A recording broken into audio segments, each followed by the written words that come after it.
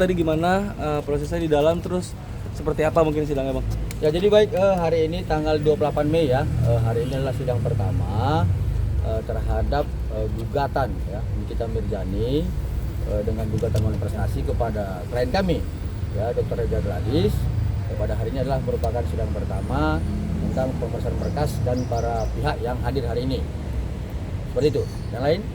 Kecewa nggak saya sidangnya ditunda? Gimana? Kecewa nggak sidangnya ditunda? Kita biasa-biasa aja, tapi coba silakan. Ini kan senior sama senior lah. Jadi memang sidang ini ditunda karena pihak turut tergugat 1 itu Kapolri dan turut tergugat 2 Jaksa Agung dan PT Bumi Wasesa. tidak hadir. Jadi sesuai dengan mekanisme yang ada di pengadilan, jika pihak-pihak yang tidak hadir maka perkara ini ditunda. Sesuai dengan apa yang telah diputuskan hakim bahwa ini ditunda 2 minggu sidangnya. Itu mungkin standar pengadilan yang ada saat ini. Oke, yang lain? Bang, turut tergugatnya ini kan luar biasa nih, Kapolri, Jaksa Agung, melihat hal itu seperti apa Bang? Apakah itu hal yang wajar dalam sebuah gugatan manifestasi Bang? Kalau begitu, mohon dijelasin. Ini perjanjian siapa ini? Ya, jadi begini. Kita melihat Kapolri sama Jaksa Agung tidak datang. Ada 2 kemungkinan. Kemungkinan pertama, mereka mungkin lagi sibuk sedang mempersiapkan surat kuasa kepada bidang hukumnya. Itu kan harus ke bidang hukum. Itu kemungkinan pertama. Tapi ada kemungkinan kedua, karena gugatannya tidak berkualitas sehingga mereka ya malas-malasan aja melihat gugatan seperti ini. Bisa jadi seperti itu. Jadi ada 2 kemungkinan. Jadi kita belum tahu yang mana yang betul. Nanti kita lihat. Kalau minggu depan, kalau 2 minggu nanti dia datang, berarti karena ada pengalihan tugas kepada bidang hukum. Tapi kalau nanti sampai mediasi tidak datang dipanggil lagi, berarti kualitas gugatannya memang terlalu rendah, jadi tidak perlu ditanggapin. Mungkin demikian. Ya, jadi sebagai tambahan begini, ya ini kan kita melihat adanya gugatan manifestasi soal perjanjian kerja bersama ya, dan kemudian di situ ada turut tergugat Kapolri dan Kejagung. Nah, kita juga bingung, apakah memang dalam perjanjian kerja bersama itu bahwa Kapolri dan Kejagung bertanda tangan terhadap perjanjian itu? Kita nggak tahu. Dan mengetahui. Ya kita nggak tahu itu. Nanti mungkin dalam pembahasan gugatan ya kita lihat apa dasar-dasar dari tersangka Nikita Mirzani menyampaikan gugatan manifestasi. Atau kita lihat seperti itu. Kalau memang benar Kapolri dan Kejagung ya bertanda tangan terhadap perjanjian kerja bersama itu, kami akan bermohon beraudiensi kepada Kapolri dan Kejagung untuk meminta agar masing-masing mereka membayar 50 miliar. Seperti itu. Ada lagi? Bang, ini sebentar lagi tanggal 2 masa penahanan akan habis gitu loh. Siap. Jadi ini masalah P21 ya. P21 silakan senior saya. Baik ya, masalah P21 itu kan proses ya, proses di Kejaksaan Agung ya. Khususnya Kejaksaan Tinggi ya.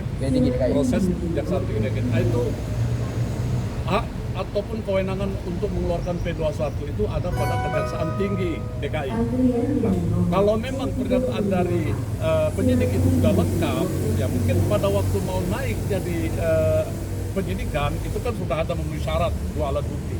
Saya pikir untuk menentukan itu mungkin ada kekurangan yang harus dilengkapi sifatnya, tapi itu tidak melebihi dari waktu yang ditentukan. Jadi kita pikir ya kita berharap P21 itu akan kalau memang sudah dinyatakan lengkap oleh jaksa dan ada pendapat dari pimpinan, ya itu sudah cukup syarat untuk P21 untuk proses ini perkara dilanjutkan ke pengadilan. Tapi sejauh ini sampai saat ini jaksa masih meneliti berkas alasannya loh. Ya. Karena kan sebentar lagi masa penahanan akan habis tanggal 2. Ya, ada petunjuk ya, ada petunjuk yang sifatnya kan koordinasi. Walaupun kita tidak tahu melalui surat, tapi ada koordinasi antara jaksa dengan penyidik. Nanti tidak tertulis, tapi akan mempercepat proses itu. Nah, kalau masa penahanan itu tetap, itu kan ada kewenangan. Tapi saya pikir jaksa juga kan harus tahu batas-batas. Itu kan tembusan sudah sampai ke jaksa. Batas waktu penahanan ini bagaimana kan? Itu aja. Jadi begini, tambahan ya. Karena ini ancamannya di atas 9 tahun, sehingga kemudian penahanan di pihak penyidik itu 120 hari. Ya, jadi kalaupun berakhir penahanan PN1 di tanggal 2 Juni akan diperpanjang 2 Juli gitu, seperti itu. Tapi kami yakin kalau kemudian pihak penyidik telah memanggil saksi O dan saksi S, ini pasti P21. Saya seperti itu. Tapi sejauh ini kan pihak kepolisian tidak menjalankan petunjuk jaksa sepertinya. Nah, itulah yang membuat kami melakukan upaya memohon gelar perkara khusus ya kepada pimpinan penyidik, Kabar Reskrim, Irwasum, Karwesi dan Kapolri untuk kemudian dibongkar. Ya, apa sebenarnya kendala-kendala penyidik sehingga tidak memanggil saksi O dan saksi S. Ya, di situ akan kami memintakan kendala apa yang dimiliki oleh penyidik, kemudian kita mintakan dibuka ya hasil forensik lab yang dilakukan oleh penyidik terhadap handphone milik O, handphone milik S, NM dan IM. Seperti itu. Berarti sampai sekarang belum ada kabar untuk gelar perkara khususnya, Bang? Kita tunggu. Berarti ada kemungkinan bahwa masa penahanan akan diperpanjang sampai 2 Juli. Secara hukum acara seperti itu ya, sampai dengan 20 hari. Yang seperti itu. Ada lagi? Ada pesan khusus untuk hari ini dari KRI? Yo, siapa? Ada pesan khusus? Kemana? Kenapa nggak datang? Kenapa? Ke NM. Oke, silakan. Ini salah satu ya, silakan. MBK ini lagi ditangkap, jadi nggak mungkin datang. Jadi kalau masalah perdata itu cukup kuasanya mewakili. Jadi berbeda pidana dengan perdata, bahwa perdata itu bisa kuasa hukum, kalau pidana dia langsung. Pesan khusus kami, semoga ini cepat selesai dengan baik. Karena walau bagaimanapun, brand kami juga butuh usaha yang supaya ketenangan usahanya. Karena akibat dampak ini memang semua usaha itu terganggu. Karena kami harapkan bahwa baik NM dan timnya, udahlah kita cari solusi yang terbaik bagaimana supaya ini selesai dengan baik.